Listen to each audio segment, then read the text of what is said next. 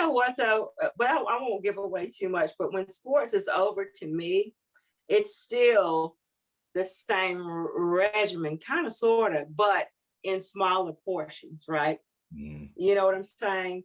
Like you got to teach yourself after football or after basketball, after whatever it is, that you don't have to eat like that anymore because some people are just not as active. You know what I'm saying?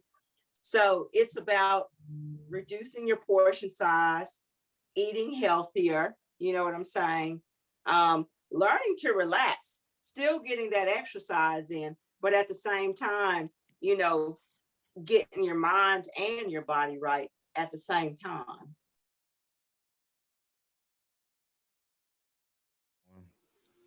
What's going on, everybody? Welcome back to another episode of Players in Transition with your boy Dom. It's your boy Ed. And today's show, we talking about food, y'all. We have a special celebrity guest, Chef Mitzi Jackson-Robson, everybody. Chef, how are you? I'm wonderful. How are you? Pretty good. We pretty good, right, Ed? Yeah, man, it's lovely. But man, it's an honor to have you on here, Miss Jackson. It is an honor to have you on here, Chef. Please. Mm-hmm. I mean, where should I start? We got Chef Mitzi, hailing from North Carolina. She went to Johnson and Wales for culinary school. She transitioned into that, though. That wasn't where she started, but she followed a passion. That led her then to have multiple opportunities to cook, not only for professional athletes, but she was also on TV. So this is a really much an honor to have Miss Jackson on here to show us, to spend her time with us, to bestow us with some knowledge on cooking up a little bit. Hey, let's get in transition. So, Chef, we always like to start our shows with a quote. I'm a quote guy, so forgive me. After the quote, we'll ask you to unpack it and we'll get right into it. All right, you ready for this? I am. All right. So the quote says, "A recipe has no soul. You as a cook must bring soul to the recipe," by Thomas Keller. Unpack that for us, Chef. Well, unpacking that, I will I will say that I can give you a recipe. I can give you both a recipe. And if you don't put your twist into it, whatever it is that makes it special to you when you present it to the table, then you haven't put your soul into it. You haven't put your heart into it. It's still just my recipe. So what that means to me is that, I gave it to you and now you're going to make it your own. It's going to go from me to you. And now it's yours. And you do what you do with it to make it special for whomever you're presenting it to. Amen to that. Amen to that. When I thought of that quote, I just thought of, my grandma said, "I put my foot in it." You just, Yeah. before the food was cooked, the recipe was there and it was no soul in it. But until you put your foot in it, that's when you get the soul from. So we appreciate that, Chef. And to start the show, we want to get you to tell us the basics. All right, the basics of how did Chef Mitzi start cooking? Well, I actually started cooking just because actually I lost a job. Okay. I was in corporate America. I really wasn't actually feeling the job. And so, God has a way of making things happen. Won't he do it? So I actually was fired, laid off from the job. And so I actually ended up actually pursuing my passion, which was cooking. A good friend of mine was an NFL agent. I was dabbling in the industry. And what I decided to do was actually, make the conscious decision that this is really what I want to do. So I wanted to have the education behind it. Once again, my thought is that there's a lot of people that know how to cook and they do very well at it. cooks know how, chefs know why. So it was important for me to go to culinary school and figure out the whys, so that I could put that together with this passion that I had for the food. And it was a perfect mesh. And that's what got me, I believe, into the position that I am now, is that I loved it. I got the degree, and it was just something that I had a passion for. And so that's how I got started. So Right. how was that transition from just wanting to cook into cooking for athletes? How was that? Like, 'cause like I said, we eat and cooking just to cook, and then cooking Yeah. specifically for a certain body type and a certain profession. How was that transition? It was wonderful. And what happened was I was an executive chef at several restaurants in North Carolina. But what was happening is that I wasn't really, I was mentoring, other chefs, but I really wasn't getting fulfilled. I wanted that one-on-one kind of contact with my clients. So I had started to think that, the private chef side would probably be kind of better for me. Mhm. So once again, I called up a few people that I knew that were in the industry. And, it's a lot of times about who you know.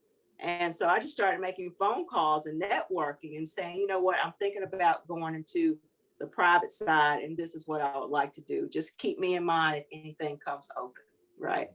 So I got a call. I cooked for Shaq Thompson from the Carolina Panthers a couple of times, and then I actually got a call to work with a chef that was cooking for several of the Charlotte Hornets. And Kimber Walker happened to be one of the people that we were working with. And so that's initially how I got started for cooking for professional athletes. Right.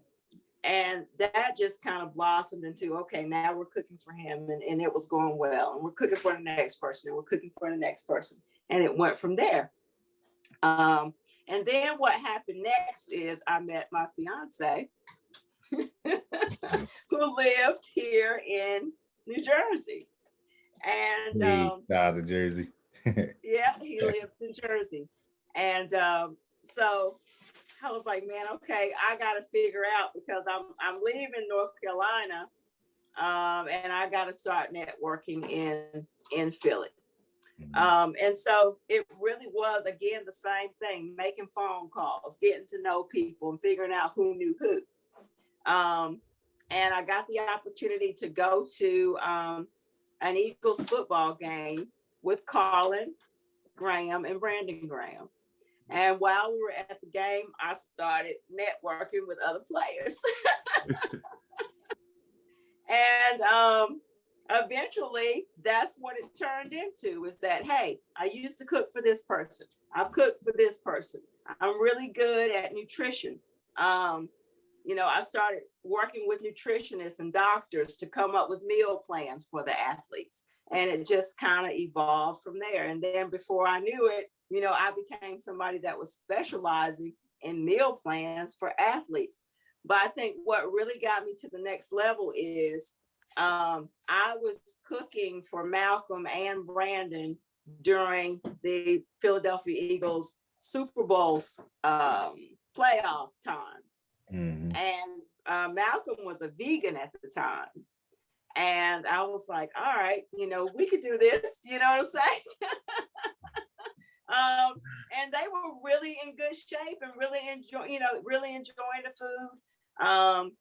And even working with Brandon's wife, who I adore, Colin is in absolute fantastic shape and was determined, that she was going to get her body right. And so me and her started working together as well on meal plans and eating together, eating properly and being on a proper diet. So, and I want to say this too. Yes, I cook for professional athletes, but I also cook for people that just want to get in shape. You know what I'm saying? That they want to eat well. I call it eat well while eating well. That's my slogan. So that's how it all got started. Just basically by networking, to be real honest with you. Right. I actually got a quick question for you. Mm-hmm. Now, because I've heard you say it, but I just wanted it to be flushed out just for the listeners. You know, some people. Yes. When you say you cook for athletes, I've heard meal plan a couple times, so I'm thinking it's pre-prepared. When you cook for athletes, do you cook out of a central kitchen, or do you go to like each of their locations? How does that work? It depends on what they want. You know what I'm saying? Sometimes they want, like I had a NBA player that only wanted a prepared meal in his home on game days. You know, game days are sacred to some people and they want the meal to be special. You know what I'm saying?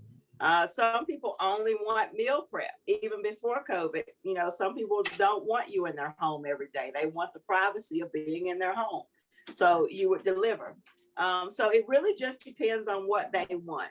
But I am capable of giving them the proper instructions, I should say, if they want to do meal prep, as opposed to me actually coming into their home and cooking the meal every day. I'm So sure it's much better if you come in. Oh, it is much better. But it also depends on what level of cook they are, because some of the athletes have amazing wives that know how to, you know, if I give them instructions, they know what to do. And, you know, and a lot of times if that's the case, like I'll send you a picture of what it's supposed to look like on the plate. You know what I'm saying? So it's kind of like a cooking class at the same time. You know what I'm saying? And you can definitely enhance your cooking skills, you know, with the whole meal prep scenario. So it depends on what they want, to answer your question. That's actually a business. I've seen some chefs when I was playing in Minnesota. They taught, like they had like business classes, like a day where it's like a date night. You take your girl or your wife to his house and he's teaching them how to cook. And I was like, wow, that was pretty dope. And then speaking of him, you know, told me that his toughest clients were athletes. So that's why I said it's kind of hard to cook for us, but you make it seem and sound so easy. So what was like the toughest part for you for cooking for athletes? Like, was it tough or? I think the toughest part is not the cooking part. Right. The toughest part is, because me personally, with every client that I have, I want to get to know you. I want to get to know your family. I want to get to know your likes and dislikes. I don't think that a lot of chefs take the time to do that, you know, and that's how you really get to the heart of what the person wants to eat, what their goals are, how they feel on a day-to-day basis. And one thing you have to keep in mind with athletes, I believe, is that you have to be empathetic, and especially on game days, because their head is like totally focused on the game. You know what I'm saying? And if they lose, then you got to think about, you know, all right, what's going to make them feel good the next day? You know what I'm saying? But also you got to think about what they need to be putting into their bodies the next day. Like, for instance, with the football players, you might want to give them tart cherry juice in their smoothie because that helps with inflammation. You might want to give them extra doses of vitamin A and vitamin C, you know, because that helps with wounds and pain. You know what I'm saying? That helps heal you. So these are the kind of things, to me, with athletes that you have to think about. And if an athlete is having a losing season and you're cooking for them, well, they might not always be that friendly to you when you come over because their head is like somewhere else. Right. So I don't think the cooking part of working with athletes is the hard part, because if you get to know them, you get to know what they like. Right. And the thing about me too, I'm not a chef that you can't say to me, I wasn't really feeling that, chef. You know, don't give me that number. I didn't like that. You know what I'm saying? Or if you tell me, you know, I don't like Brussels sprouts, but I'll try it, you know, and I bring it over and you don't like it, I'm not going to have my feelings hurt. Right. I give my clients the open door to say, hey, yo, chef, I ain't like that. Don't bring that over here no more. Or I really like this. You know what I'm saying? I ask for feedback every week. We talk about their weight goals every week. You know, I'm calling them. Did you weigh in? Are you where you need to be? You know, how did things go? So I want to have a relationship with them. And that's what makes it easier to cook for a person and families, is when you really know what makes them tick and what doesn't. And I'm not just talking about in the food, you know. That was an interesting point, because you know you're cooking for the entire family instead of just the athlete himself.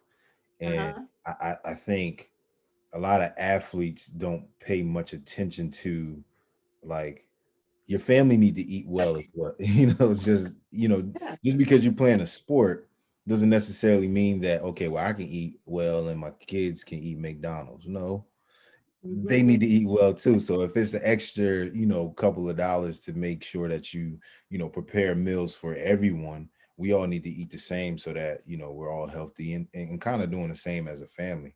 I learned that from a veteran while I was playing. And that one thing that I wish I would have did was get a personal chef, because Yeah. my diet was garbage. Which leads to getting hurt. You know, There you go. you have to eat right. You know what I'm saying?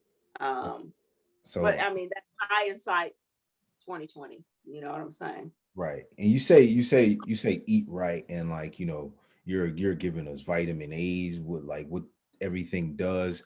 Okay, so like the mind of an athlete doesn't care much about that. We know supplements. We hear supplements, and you'll have some guys like, yeah, I want my BCAs and everything, but we don't know that we can get a lot of this stuff from food instead of supplements. So we take the easy way out. Tell us tell us what foods would you suggest us to eat throughout our day, knowing what type, on the physical attributes that we take on in our sport, not just football, but just athletes in general. Like, it's very physical. So how should we be eating to recover and replenish our body? Okay. Well, I want to say something too. There's nothing wrong with supplements. Okay. Uh, There's nothing wrong with that, but in moderation. Um, and like I said, I'm really, unless an athlete specifically says, I want to go on this particular diet, this is what I want to do. I am telling them this 80-20 plan, which seems to work for everybody. That gives them green leafy vegetables, which are very important: kale, collard greens, spinach, just broccoli. The one, when I say these are the stinky vegetables, the stinky vegetables are the good ones, right? Those are the ones, and you don't want to cook them to death because you're cooking everything out of it. A lot, when I make smoothies, because I do make a lot of smoothies for the athletes for the morning, I'll put that stuff in the smoothie. I promise you, you can't taste it.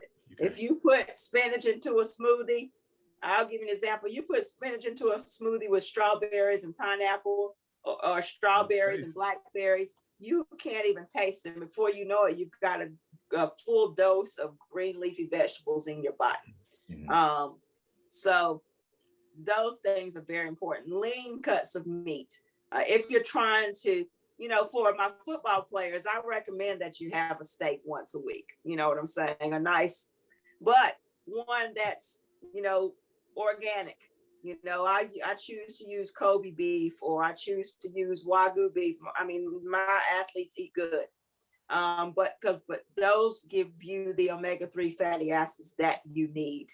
They give you good fat, How I want to stop you real quick. Sorry to cut you off, because when I had my concussion, I learned that omega-3 fatty acids are very, very important for the brain.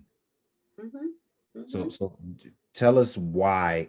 Tell us why omega-3s are important to our bodies and our brain. Well, That. they actually feed into your generative cells in your brain.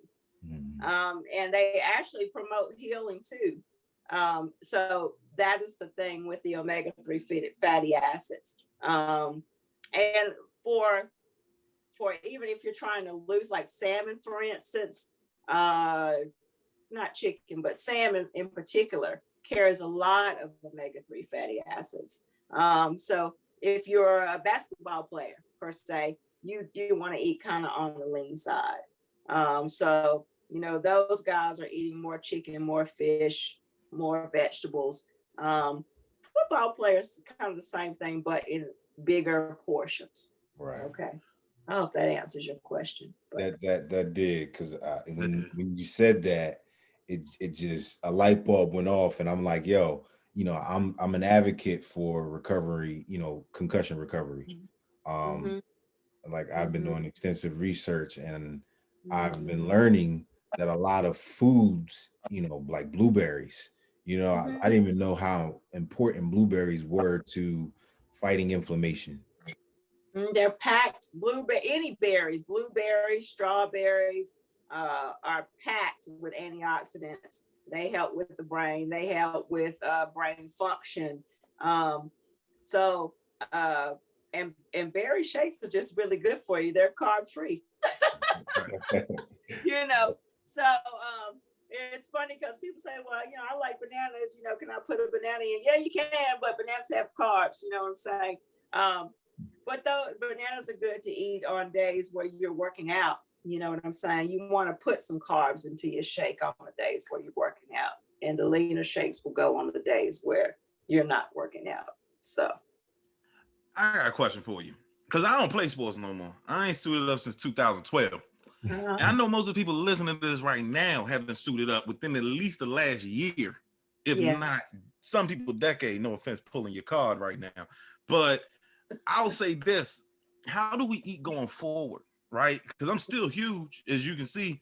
I still got these shoulders. I'm a massive individual. I got energy. How do I eat? And then also too, how do I eat within my schedule? Because I'm corporate too, and even though right now I work from home with the COVID, hopefully in 2-3 years I'm back to normal life.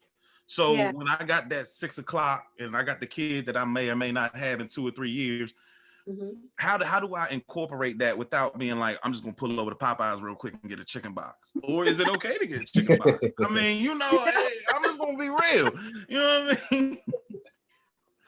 What I would say to you is, I first I'm gonna say it depends on your individual goals, right? But then the next thing I'm gonna say is that if you're back in corporate America, keeping your metabolism going is eating smaller portions and eating foods that give you energy. So I tell people, take snacks to work, take nuts, you know what I'm saying? Take fruit. Only thing about fruit gives you energy really fast, but if you don't eat some sort of grain with it, like oatmeal or something like that in the morning, you'll lose your energy really fast. So you have to continue to put things in to give you energy. But I just say, take little healthy snack foods with you during the day. Drink plenty of water. And if you're going to eat that Popeyes. Good. Okay, so I can still eat it. Yeah. If you're going to eat Popeyes, get it at lunchtime, not at dinner time. Right. Eat those heavier meals earlier in the day. That way, when you get home, you're not that hungry, right? So you're just going to have a smaller portion of something, as opposed to saying, all right, I'm going to get that 5-piece on my way home. And you're corporate America, so you're not getting home to 6. You wind down a little bit. Before you know it, it's after 8 o'clock and you've eaten a 5-piece from Popeyes. So I will say, try to eat before 8 o'clock anyway. But if you're eating meals that are on the less healthy side, eat them as early in the day as you can, so that you're not real hungry when you get home. Right. I started to learn about, how the time that it takes for certain foods to digest. And those are the type of foods that need the longest. I do intermittent fasting. Is that something that you would recommend for athletes after, post sports? I am not a big advocate for fasting. But then the only reason, if you're doing it for religious purposes, okay, because some people do fast for religious purposes. But other than that, no, I feel like you need to continue and it's about weight. We're trying to maintain a certain weight, especially. Fasting is not going to help you, because when you stop eating, your body starts to store fat. and it's not good fat. You know what I'm saying? So you got to continue to put stuff into and continue to put food into your body. And that's why I say eat smaller portions, but eat throughout the day. Eat fruit, eat nuts, eat, if you're going to fast, drink plenty of fluids. And I'm just basically going to say drink plenty of water if you're going to fast. Because then you're continuously flushing out, you're still losing because you got to go to the bathroom all the time if you're drinking a lot of water. So if you're going to fast, just make sure you drink plenty of fluids. Okay, cool. To last question, we won't hold you too long because we can talk to you for hours. No, we'll have to do a second segment at some point. Yeah, for sure. We definitely, there's definitely going to be an aspiring chef to watch the show. What advice would you give that aspiring chef who wants to cook for athletes or who just wants to become a chef in general? I would say know your craft. And really, if you are an aspiring chef, and this is the spiel that I give to everybody that I've talked to that is an aspiring chef, make sure that you actually love it. You know what I'm saying? Because when you leave your table and go to somebody else's table, if you're a private chef, or go to somebody's restaurant, what you put on the plate should be your soul, your pride. You know what I'm saying? I'm not going to give anybody anything that I wouldn't eat myself. You know what I'm saying? And so I just think it's really important, like anything that you do, that you actually love it, because that's what's going to make you successful. And that's what's going to make people talk about you and recommend you. And so that's what gets you to the next level, is people actually talking about your food and saying good things about you, and say, oh, you know what, they're a fantastic person. Because your food can get you in the door, right? But if you got a stinky personality, or you're cocky, or you know what I'm saying, you're not really a good people person, they're not going to want to continue to work with you, and they're definitely not going to recommend you to anybody else. So for me personally, I think it's important, especially if you're going to be on the private chef side, it's not just about cooking. You got to get to know your client and what makes them tick. If you're cooking for families, and you need to get to know their wife, you know what I'm saying? You need to get to know what makes her happy, because it's very true that, you can be pleasing her husband all day, but if she doesn't like what you're doing, you're not going to stick around very long. So, just know your craft, love what you're doing. I call it, I'm very open. My plates are what I call sexy. You know what I'm saying? The plating is important. People eat with their eyes. You know what I'm saying? Your food needs to be not only good, but appealing to the eye. And that all comes from just loving what you do. So short answer, just make sure that you actually love it. You're serious about it, because it's not easy work. It's hard work. And it's got to be something that you love in order for you to be successful. So. Right. Well, man, thank you so much, Chef Mitzi. Again, everything you said, it was everything we needed. We're definitely going to have a part 2, probably later on in the year, especially going into football season, and some of those sports starting to pick up again in the summer. Real quick, let us know again where we can find you, and where everybody could kind of go and see who is Chef Mitzi really. I'm on Facebook under Chef Mitzi Jackson-Robson. And I am on Instagram at MJ_the chef. If you click on either one of those links, it'll take you directly to my website. Contact information is there. And I'm very open to questions. You don't have to what should I say, hire me in order for us to have a conversation. Right. I believe in helping people. So if you have a general question or need a quick answer to something, DM me. Hit the quick contact button, and I'll try to help you if I can. Hey, and the helping people, that's the key. Well, again, that's another episode of Players in Transition. My name is Dom. I'm Ed. Peace.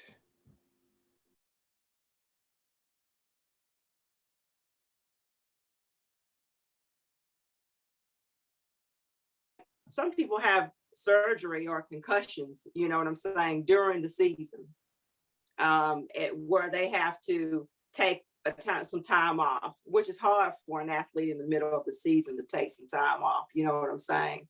But I say all that to say you compare that even to after sports, because you're healing yourself too. You're healing your body. You're trying to transition your mind into, I'm not doing this anymore. You know what I'm saying? What am I going to do next? It's playing on your psyche. You know what I'm saying? Like, because kind of, football is a lot of people's football, basketball, whatever it is they're doing. It's their life. They've been training to do it since they were a kid. You know what I'm saying? And they